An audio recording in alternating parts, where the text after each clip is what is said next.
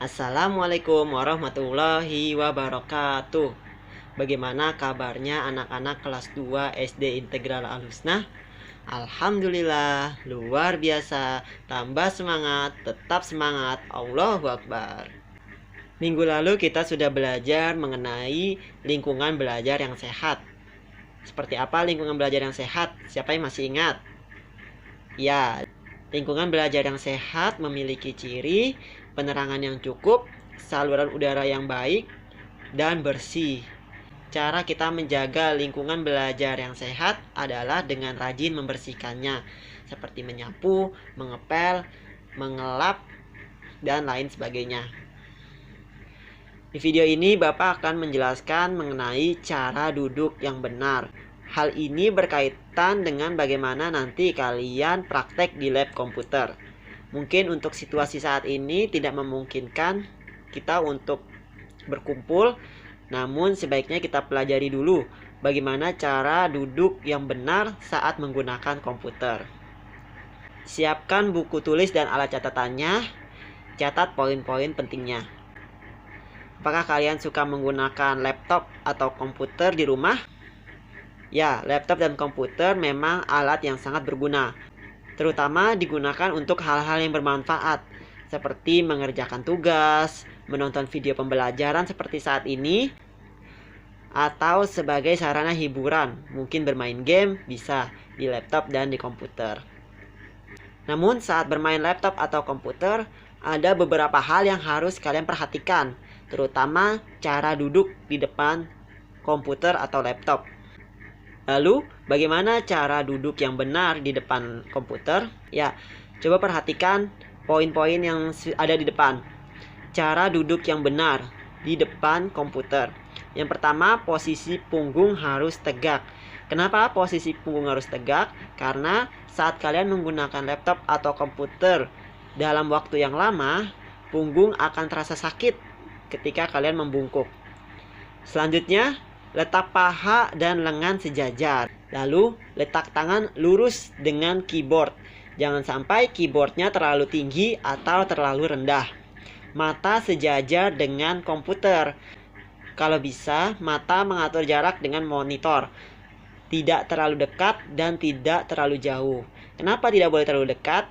Karena mata akan terasa sakit dan perih. Sehingga baik-baik dalam mengatur jarak antara mata dengan monitor.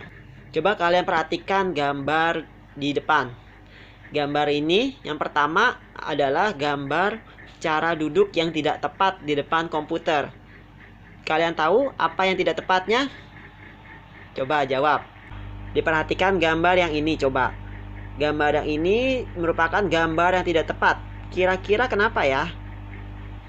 Ya, gambar tersebut memang gambar cara duduk yang kurang tepat. Pandangan mata dan monitor yang terlalu jauh, dan punggung yang membungkuk. Selanjutnya perhatikan gambar yang kedua. Di situ gambarnya kurang tepat ketika duduk depan komputer. Kira-kira apa yang membuat gambar tersebut kurang tepat?